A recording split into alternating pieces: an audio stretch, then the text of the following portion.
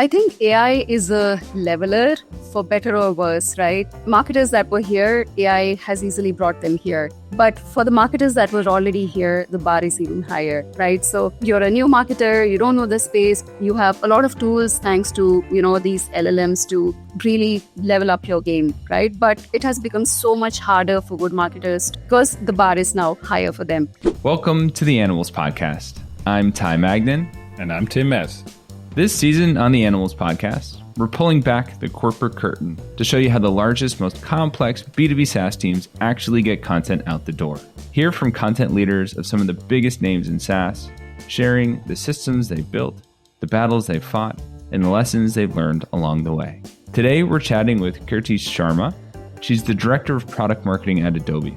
Before this, she worked at Sprinklr, where she led a large content team. She's also run product marketing, then content at Whatfix, also Sign Easy. Today, we chat about how Kirti's background in product marketing has informed the way she does content marketing. We talked about the differences between a startup and an enterprise pretty directly. And we got a sense for how they're using AI at Adobe within her organization to help accelerate content production. It's a great episode. I think there's some interesting points that you all will enjoy as you continue on your journey learning about enterprise content marketing machines with us. I hope you enjoyed this conversation with Kirti Sharma. Welcome, Kirti. Thanks for joining us today. Would love if you could give an intro to our audience for those that don't know you. And of course, we always ask our guests, what content are you consuming lately? All right. I'm Kirti. I head marketing for Adobe Learning Manager, one of Adobe's products in digital learning space. I've been in B2B tech for nearly 20 years now, worked with brands like Whatfix, Sprinklr, Freshworks, and now Adobe. What content I'm consuming these days? I'm reading a book. So my books are typically not businessy books. They're books which are escapes from work. So I'm reading a book called Outlive, which is really, I think, not a suited title because it's written by a doctor and he talks about health span rather than lifespan, and very, very interesting deep dives into several aspects of health in there. And on LinkedIn, I'm, really religiously following what Rand Fishkin is up to. He's really, out there thinking far out ahead of anyone else, very, whip sharp. So that's a person I'm pursuing, following on LinkedIn. I'm curious to ask something cultural, if I may. Mm-hmm. Because you've been a part of some of the biggest brands, in my perception, the biggest brands that have come out of India, B2B SaaS-wise, right? Whatfix, Freshworks. What does it take culturally to break through as an Indian software company into the US global market, brand-wise?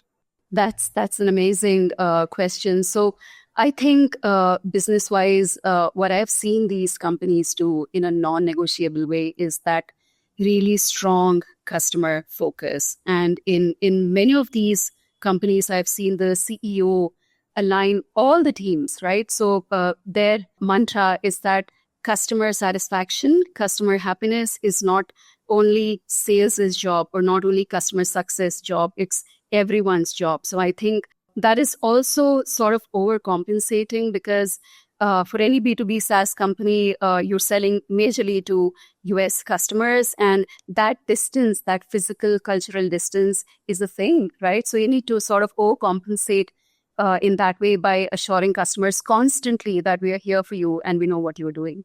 So that would be the biggest thing that is true for Freshworks, Whatfix, all of these other companies. Awesome. And how does that trickle down into content? How does that approach inform your process? I was going to get into that, Ty, but very interesting question because I have been in a unique situation. So in Sprinklr, I was hired to head content marketing. And I think I may not say that is the first time something like this happened, but it is very rare for a US publicly listed company to have a content team that's headed out of India. Right. Yeah. And it was a big challenge because there is language nuance when it comes to India versus US. It is not our native language, right? So there was a lot of apprehension. First of all, there was a decision to build this content team out of India, 25 people big, and designers and content marketers out of India. But then there was a lot of naysayers as well who were constantly on the lookout as where are they going to falter? The Indian English is going to jump out of the content, right? So that was interesting. It was stressful, right? But I took that as a challenge and I said, what are the common pitfalls where that Indian English is going to jump out in the content? So, and it is true. It is a thing, like in the way we could form sentences, sometimes in grammar, right? Sometimes our native language jumps out of the way we create sentences in English, right? So I got hold of, what are the common pitfalls, and I trained the team entirely on it. I hired two very ruthless, very relentless editors, and I did a lot of editing myself. So I think we were sorted. And then back in 2023, ChatGPT came along, and that was a huge help for us. If we did not use it for writing, it said, please edit this for us for American English. And that really helped us. So I think that's a big cultural nuance. Wow. I would also think there's like operationally, it also seems like quite a challenge, probably, right? Like not just the language, but also like being completely so far away from each other. Like were there other operational challenges that you had to solve to make that work? Yes, I think a lot of these people, like influencers that we were trying to work through, a lot of the analysts that we worked with, for example, Forrester, Gartner, all of these people, they were in the US, right? So there was a limitation in physical distance, but that wasn't a huge thing because we did have people who were aligned to analyst relations, who were aligned to brand, to communication departments that were still in the US. So okay. I wouldn't say there was, much else. Great. Should we get into Adobe? Yeah. Bringing it up to present day, tell us more about your role at Adobe. You have a product marketing title, which is a little different for you. What have you been doing? Where do you sit in the organization? Help give the audience some context there. Sure. So I, in fact, started out in product marketing ties. So in fact, my switch to content marketing happened in Whatfix, where I was in 2015-16. Can't believe it's been 10 years. And I was hired as a first product marketer there. Basically, the space, right? It was digital adoption. Software was an up-and-coming category, but it was already crowded. Whatfix was an early entrant, but there were many, many small players and just one big player, I think. So there was a lot of many vendors making many different kinds of claims, right? So Whatfix realized earlier on that we need to put a stick in the ground and say, this is our strength, this is our niche, and this is where we are unbeatable. And they needed a product marketing person to do that. So sure. I was hired to look into where are we winning consistently, where are we delivering undeniable value, right? And then make sure that everything we do is aligned to that in sales, in marketing, in customer success, in partnerships, right? So that is where it started. So as you can imagine, content is a very important part of that, right? So once you have your messaging, your positioning, it needs to reflect in everything. So that's when I started getting a little bit more involved in content. And gradually the CEO asked me to, he said, everything should have your eyes on it before it goes out, anything critical. And then just one day he asked me if I would like to get more, fully involved in content. So I was nervous about that. For a day, I thought about it, and then I said yes, because it's a good opportunity. And I've done that a few times in my career where I've said, okay, this is an adjacent function. It's clear in my head what skill I could apply in what way to help elevate this team, right? Sometimes it's fallen flat. Sometimes it's worked out. This was an example of it working out. I think the rule is when you go in, you have to be very clear about what value you are bringing into this adjacent function, right? And you have to be very clear on what you're going to deliver, because you're going into an unknown space and you don't know what it is going to be like. And you may minimize the challenges in your mind. So it's very important to yourself and to your managers to say, this is what I'm joining the team for, and this is how I will help. So that was it. And then I think the most amazing thing that I remember about this transition is I did a cold outreach back then to some of the very well-known people in the space of content. Their companies stood out in the kind of content they're doing. I did a cold outreach to them and I said, I want to learn. And I can't believe so many people, offered to speak to me. I spoke to quite a few of them. I said, I want to learn from your experience. Unrelated industries, of course. That's why I didn't reach out to you, Ty.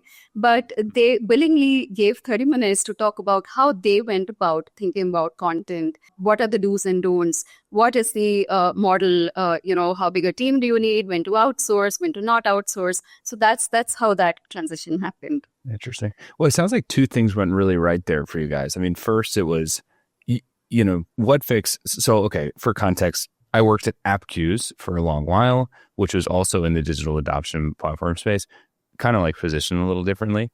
Whatfix came in and really like went in a direction which was like all in on digital adoption, and grew rapidly from kind of like the point on where they kind of went, like when they chose digital adoption beyond what Appcues did at the time. A lot of success came from that positioning, I think, or at least that's my interpretation. There was a sort of incumbent WalkMe, which is like publicly traded, doing really well. And like, Whatfix has kind of caught up to them or is catching up to them still. So that was big. And then content became a huge growth lever for you all. Like that was the growth engine, as at least from the outside, as I understood Absolutely. it. So impressive to see those two things come together. We didn't get to Adobe yet, so I do want to hear still yes. about what you're up to. Yes. So I had marketing there for this platform called Adobe Learning Manager and Captivate, which is a content creation tool. So I had a team that does not just product marketing. Really, it's demand plus product marketing. So it's content, events, and of course, growth. In Adobe, as a product, we're in a very unique situation because, of course, everyone knows Adobe for the creative suite of solutions, Photoshop, Illustrators, and whatnots, and Firefly now. They know it for, the B2B side of things, which is Marketo, AM sites, and so on. But there is not so much awareness about a learning management platform that Adobe has, and understandably so. It's a new product, that's just, come out in the market 8 to 9 years ago. So the problem is unique because I want to be able to extend that Adobe's brand association to learning management systems, right? And that's where product marketing and a mix of content marketing becomes very important. Why? Because LMS is a very beaten to death space. It has existed forever. It's not a new category, and hence it's pretty commoditized. And it's so difficult to stand out here. So the kind of things that we're doing here is you will often see me asking my team questions like, what is the positioning for this event? Right? So earlier on, they were scratching their heads and maybe hating me for asking such questions. But the point is, people have 100 events to go to. Why should they come to our event? Right? Sure. So everything needs to be determined from the way you are envisioning the product at the top. I'll give you a content example. What I want to talk about is the advantage that comes from bringing your product marketing insights into your content engine, meaning there's no dearth of content, right? To be honest, even before GenAI came into picture, there was a lot of content everywhere. It was all about, doing that one SEO hack and trying to displace your competitors from the rankings, right? So we've all done that. Yeah. Yes, we've all done that. So there was no dearth of me-too content. It's about standing out in that crowd. And I think that product marketing insights can be your sixth sense for your product. And I'll tell you how. So for example, last year we decided we need to do original first-hand research, right? Because everything else ChatGPT can answer for you, Copilot can answer for you, right? What it cannot answer is, what it cannot do is survey 2,000 people in the US, in Europe, and surface insights, things that they are themselves telling us, right? So there were different directions we could take, obviously, but I wanted to achieve two goals with it. One is really figure out what our target audience is thinking about right now. What do they want to know more about? And second is, while we're at it, let's learn something that can then also bubble up into the product, right? What are the insights we can get that can become as a set of capabilities or features into the product? And as we thought about it, as I researched it more, with the GenAI wave, there was a lot of AI anxiety in people, right? And these L&D decision makers for us, learning and development, corporate training heads, they wanted to understand what's going on in our learners' heads. Where is their headspace at? And the other thing is, it's a very well-known problem that all of these learning platforms, learners only come to them when they are mandated to finish a compliance training. They do not necessarily come out of their own will to these learning platforms because they'd much rather prefer a YouTube and now, LLMs. That is where we said, okay, this makes sense. Also, there was a wide gap when I looked at the existing studies in the market concerning learning and development. There was a lot of studies on challenges of L&D leaders. How do you spend your budgets? What are you trying to fix, etc. But there was no learner's viewpoint, at least not to that depth. So that's the study we undertook. We engaged an agency. They did a fantastic job. And we asked, what do learners want? Very simple. What are your learners not telling you? And that research landed very well in the age of Gen AI. I think by sheer downloads numbers, it did very well. It has been a great conversation starter for us in discussions. It has been a great key asset in roundtable discussions that we do where we bring about L&D leaders and talk about, what's top of mind for you. So I think marrying these two, your product marketing insights with your content marketing strategy is I think that's where success is right now. I would like to zoom in a bit on the product marketing part because I find it really fascinating. Like I hear you say positioning and kind of really understanding the mind of your customer. Like are there other things that you take from your product marketing experience that you find that content marketers often overlook or don't think about?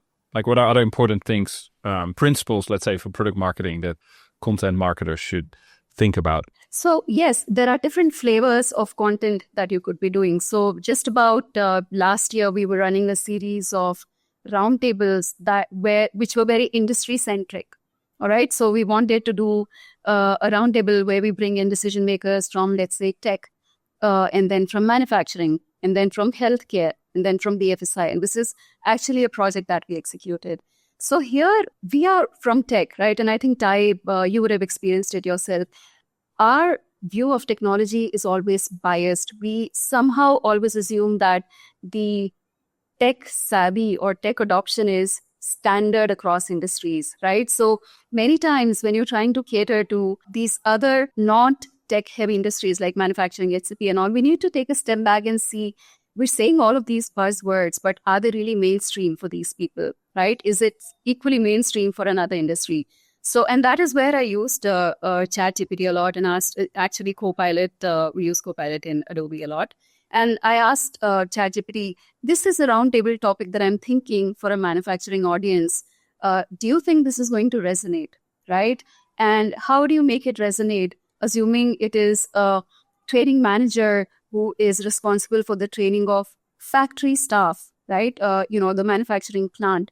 And this kind of output that came was interesting to me because one is, of course, it validated what I was thinking, right? We're saying all of these buzzwords like microlearning, learning in the flow of work, and they're like, they may pretend that, yeah, it makes absolute sense, but it is not so mainstream for them. So we have to go to where their comfort is with technology and its understanding and its use and talk at that level. So those things are very, very critical because if we are not talking that language, we're alienating them. All of that effort for nothing. Yeah, that makes sense.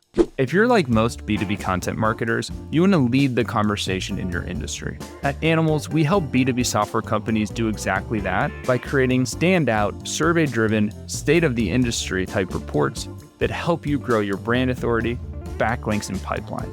In just 12 weeks, we run a process that helps uncover narratives from a unique data set packaged into a beautifully designed flagship content asset that your whole team is going to be proud of. Book a consult now at animals.co/whitepapers and find out how to set the new benchmark for your industry. Yeah, I wanted to ask about, we're kind of talking back at your Whatfix experience and some more startup-y experience that you've had. What's the main difference for you in running content or product marketing programs at startups versus at Adobe, which is like gigantic? I mean, how many employees are at Adobe too, just for scale? As a company, there's 20,000 or so employees. Yeah, wow, crazy. And then how many are focused on the Adobe Learning Manager solution? Yeah, as a business unit, it's to the tune of 250, 200 employees. 250. Yeah, okay. Yeah. Okay. Yeah. But still, startups versus enterprise, how do you see the differences? It is wildly different, wildly different, especially when it comes to content. So, for example, at Whatfix, it was a classic example of getting that early SEO advantage, right? So, starting with long tail keywords, putting out content there, gradually building authority, and then chasing those commercial keywords like Salesforce adoption, Workday adoption, HRMS adoption, and things like that. Even when you go there today, even if you do a Google search now, Whatfix is still amongst the top 3. And the credit is entirely to the team. Very simple, very straightforward there. In Adobe, it is very, very different. And I give this example always whenever I'm not so happy with the processes, that in Sprinklr, where I was heading content just before Adobe, I would be like, I simply had to send a Slack message to the designer with the copy, and they would send me the designed link back. All right. And then I just had to review that, and I had to send it on Slack to the web developer, and they'll just get it done. Right. Adobe, of course, different for all the good reasons. Right. It's one of the most well-known, well-loved brands in the world, a huge brand equity to sustain. So, but there's a lot of processes. There's a intake process. There's a system to intake web requests. A lot of different teams get involved, and there's a copywriting team. There's a studio team. So it is a lot of planning ahead, and of course, it's worth everything because the output is exponentially better visually and copy-wise. It's amazing, but I think where the problem is, where it becomes a problem for me particularly, is we're trying to apply the same strategy to all different products, right? So these giant companies are always multi-product companies, and not all products are at the same stage of their growth, right? So something that works for a very mature product will obviously not work for a small product. In that case, it becomes a lot about, creating a solid business case for saying, this is why we want to do this, right? And there are, of course, many times when you don't have the time to do that, where you say, okay, I have to choose my battles, and you take a different route on a more flexible channel or a more creative channel. So, for example, right now we're doing a lot of content on YouTube. We're trying a lot of things on social media. So we said we're going to, change tracks for certain things and try to grow our brand there. So that's one thing. But for what it's worth, the content game is changing as well, Ty, and I think you would agree. There's a lot of non-SEO things that have become important, right? And these things were important in the past as well, but now they are just disproportionately important. Things like, what are your customers saying about you? What are your reviews on G2, on software advice looking like, right? Mm-hmm. What are influencers saying about you? How much exposure are you giving to your brand on, podcasts like these, right? So all of these things that you don't control, which I think it essentially boils down to, what are others saying about you? I think that has become a lot more important with all of these LLMs coming in, all of these buzzwords like generative engine optimization, answer engine optimization, if I'm right about that. Take your very acronym. Early to, Yeah. So very early to very early to say how it's going to land, but I think it's time to change tracks anyways. Yeah, totally with you on that. Be curious if you guys are doing anything around this. But I also know you've built teams where SEO and thought leadership are together. Like a lot of organizations, especially at like Adobe scale, teams tend to separate out SEO and thought leadership. But I believe you have this philosophy that they should live together. Why is that?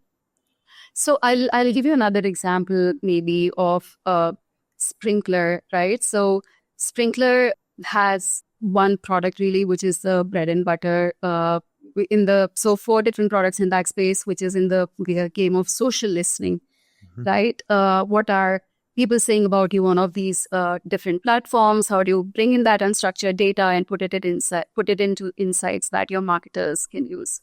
So Sprinklr has always been a very outbound heavy company, right? So it's a bit counterintuitive because a lot of the other companies that I worked at, like Freshworks, they start with SMB and then they try to grow upstreams into bigger companies.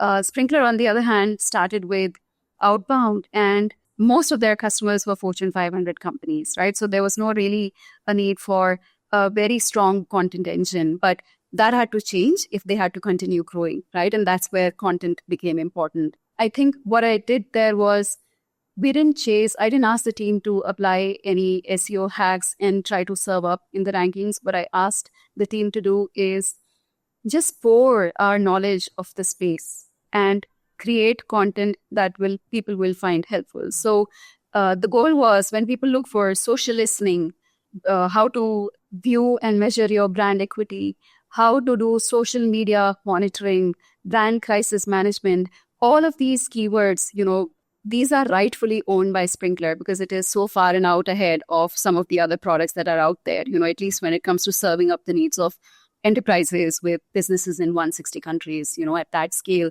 So that is what I did. And once you do that, I think once you pour your knowledge of the industry and also, do the bare bones checklist of SEO, it helps.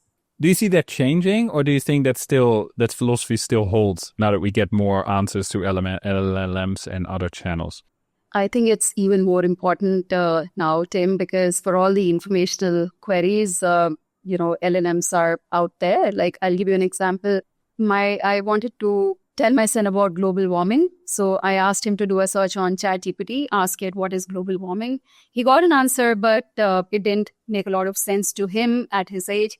So I asked him to prompt ChatGPT and say, what is global warming? Explain it to a 10-year-old. And the answer was glorious. It said things like, imagine Earth is covered by a blanket, and that blanket is made up of carbon dioxide, which comes from, your cars and, trees felling and things like that. And that blanket is getting thicker. So it's definitely far ahead of us in answering these informational queries. I think content is getting stretched on both ends. And what I mean by that is, on the very top end, right, where it used to be awareness content, it is almost entertainment content now, right? And your previous guest, Heike, she's doing such a wonderful job of it, crystallizing all of that know-how into entertaining videos and just growing her brand and Microsoft's brand through that, right? So on the one hand, there is that change. And on the last end, which is, which we call bottom of the funnel content, there it has become more about what is so unique about your product, right? That is more technical, more product specific, value specific, problem solving kind of content. So I think these two ends will remain relevant, the very top end, which is borderline entertainment, and the very low end, which has to be powered by, your unique insights of the space, which I believe is thought leadership content. How do you think about measuring content in this new environment where people are doing, these different levels of content? AEO, I think, is going to drive even fewer clicks. So people are going to come maybe still to your website, but via direct, less so via organic search clicks, I guess one, just like, how are you measuring content performance today? And two, do you see any changes in how that goes? I think that's a very difficult question, Ty.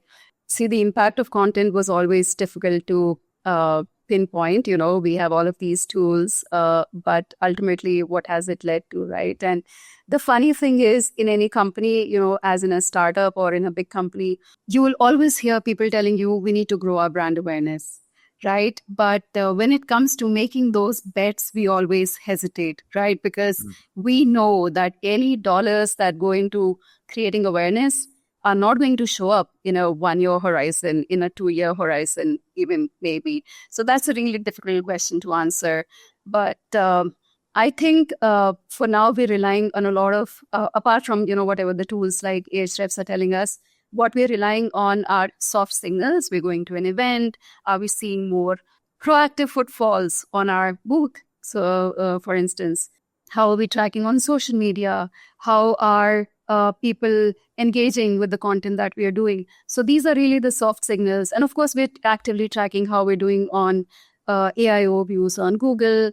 And there are other things that we're trying to fix. For example, how are we featuring in LLMs, right? Every now and then we'll go and ask, ChatGPT a question on the best learning management systems and things like that. And I think what I'm learning about the space is that it has become a lot about 2-3 things, right? It has become a lot about having consistent mentions of your brand, Meaning, whenever a mention of your product comes, what is it in context of?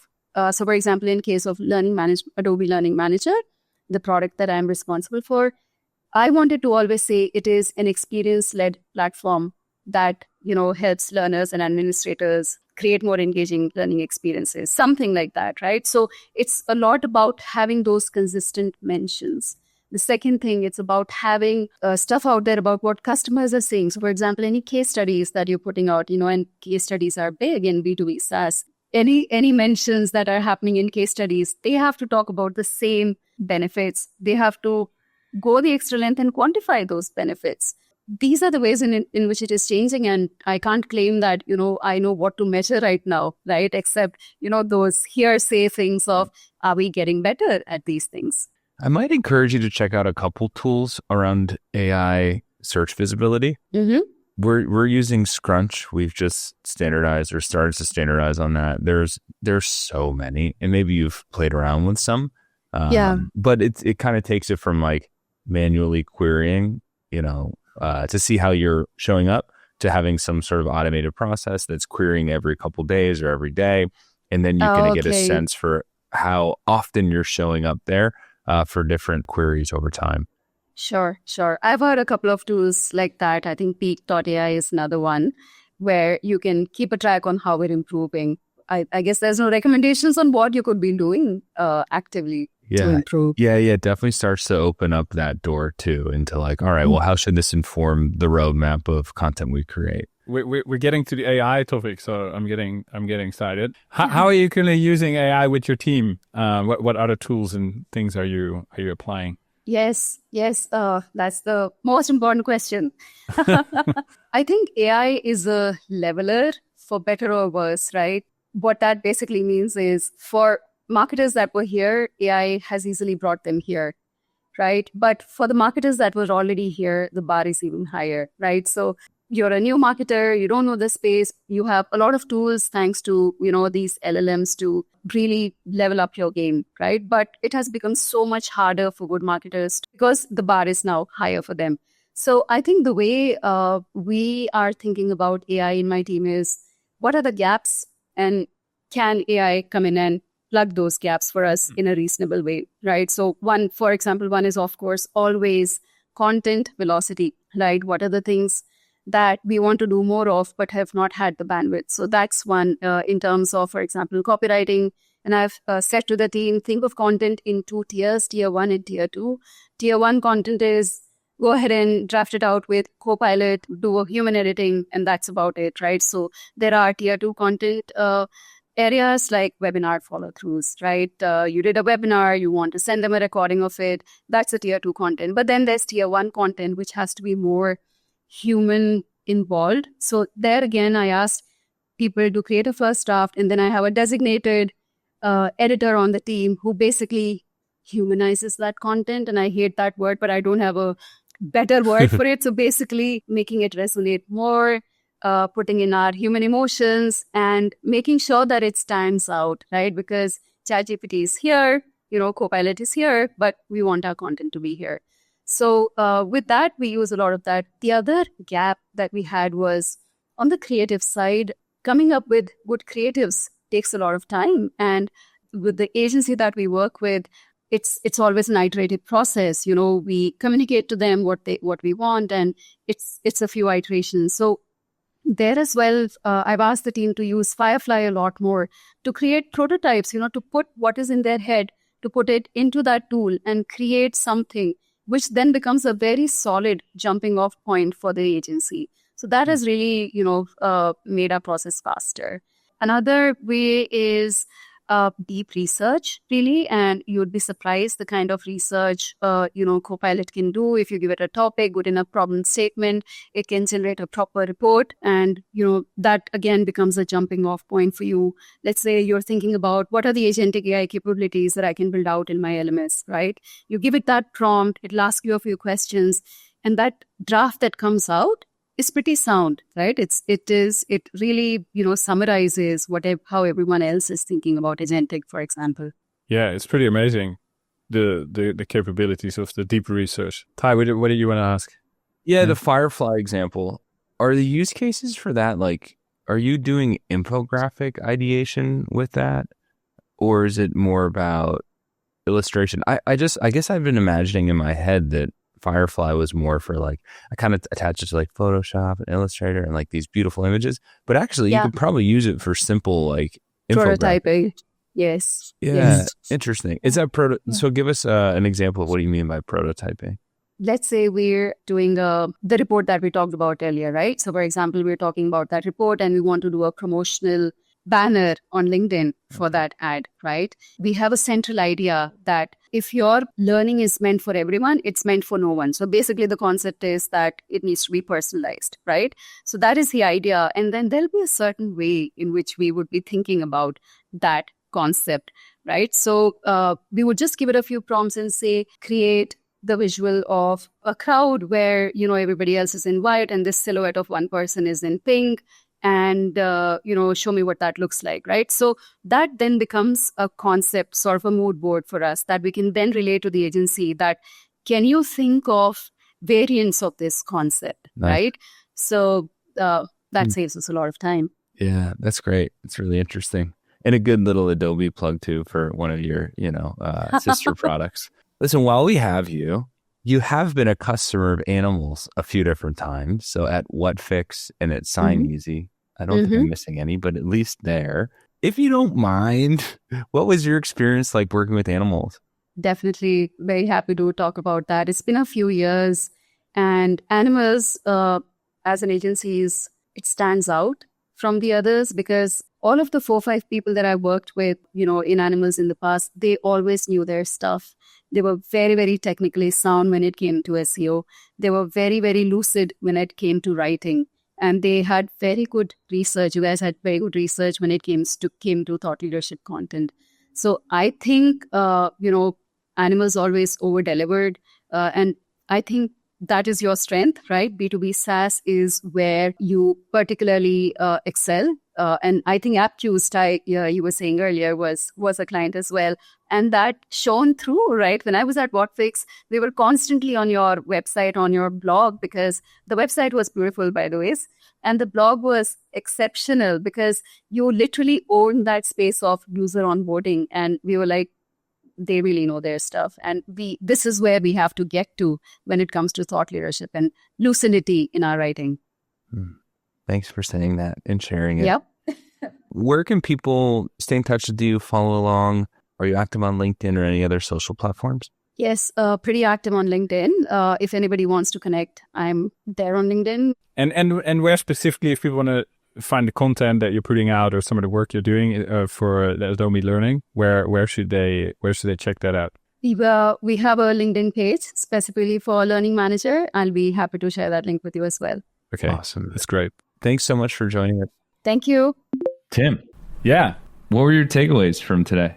I really think, and I had this on my mind for a while. I think we've talked about it before because it came up maybe with Heike or with somebody else. I can't remember, with one of the previous guests. But like this idea that that content marketers should think more like a product marketer. And I felt like in talking to Kirti that she actually really is almost the opposite. Like I felt the whole time she's thinking like a product marketer because almost in many of her answers that idea came back of like, what is our positioning? Like what's the message we're trying to bring across here? How are we positioning against the other product?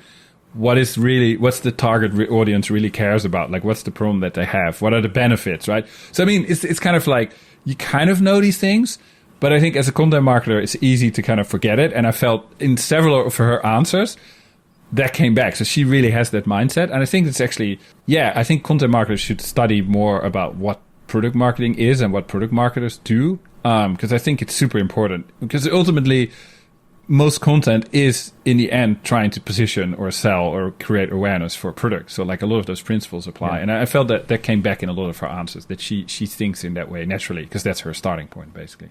Yeah. And she mentioned that it could be the sixth sense for content marketers, I think is the quote. Yeah. When I think what she means by that is like product marketing needs, like you just said, needs to be baked into content for it to really pull its weight. The first question we asked her was the cultural one, right? About like, how do you create these breakthrough companies from the Indian market into the global? And her answer is basically something like, I'm, taking an audience first approach, like really prioritizing the customer. And I thought that was really brilliant. Like, and her example of asking content leaders for time just to like learn about how they're doing things and get a feel for it is a good example of, that just like cold outreach that it might require to start to get a pulse on. For her, it was like actually how content marketers are working, but also how your audience behaves, what they're struggling with. I think there's another level you can gain from being more intentional about that cold outreach, what questions you ask on those calls in order to have that pulse on the market and be more of an authentic brand. Yeah, definitely. And the other thing, she didn't literally say that, but I think that came through also in that first part was like, we have to work harder to earn the trust. I don't know if she said it was in a role at Sprinklr or at Freshworks, but like, she was like, it was kind of, or at Whatfix, but that it was kind of a controversial decision to put the content in India. And that because of that, there were, she kind of, again, she didn't say it literally, but it kind of was like, we had to work like extra hard to prove ourselves. So that's also interesting. Like, I think there's a lot of like energy and motivation there to just do a better job and work harder to win over the customer. I think that's also interesting. I kind of like that chip on your shoulder mentality, right? And I guess that's what I'm getting at and kind of like energized by is, it's easy to just like assume that you got it. Assume you have that pulse on customers because like, they live down the street from me. Or assume that your content's going to resonate and not sound a little off for the same reason. But like, I like the chip on your shoulder mentality and just finding what that is for you and paying a little more attention. We should have dug a bit deeper there, but what I also found interesting, and maybe there's a lesson there as well, was that because she actually also owns events, she mentioned as a metric that she looks at was like, what did she call it? Like foot traffic to the booth. Foot traffic to the booth, right? And I mean, that's just one example, but I do think that's kind of cool. I think there are more of those kind of metrics, and especially if you have the full picture, that's kind of interesting to measure, like in a place where you don't expect it, but where you could actually indeed, get more of a sense of like, is this campaign working, or are we getting more awareness or whatever? So that's interesting. Yeah, that might be our best KPI as AEO starts eating away. Exactly. Yeah, it's like clicks. It's like, what can we measure content's effectiveness on? Just last week, we talked with Kate from Dropbox. And Kate talked a lot about how engagement metrics were the content KPIs for her. And so I'm joking like foot traffic from the booth, but like maybe that is kind of where things have to head. It's like less about the volume, and more about like how are people actually spending time on these assets, interacting with them, etc. I think the last thing was it's simple, but I think it's kind of nice. And maybe we've touched on it before, but I like this idea of like having tiers for like what can be generated by AI and then who should be involved. I think we talked about it maybe also recently with Kate from Dropbox about, and you have that philosophy also of like, but there it's more about like which content goes to an agency, which goes to like, which we do in-house. But indeed, it makes also sense for like what can like go like 80% or whatever, like through AI, what can be a little bit AI assisted and what like maybe needs to be done like completely by humans. Yes, I think that is like a critical framework for enterprise. And it's probably time for enterprises to like, rejigger it based on what they think is most AI-able. Yeah. And I also like the tiering framework because it sees things on a spectrum, right? Like there's not these extremes of like this, all this goes to AI or like, all this is done by hand. It's like, okay, well, let's be realistic here. Some of these pieces are higher stakes. Some of these pieces are just more AI-able and other pieces just are less so. And so therefore like, put them on the spectrum and then tier it out from there. Thanks for listening. Yeah, thanks for listening. See you again in a week.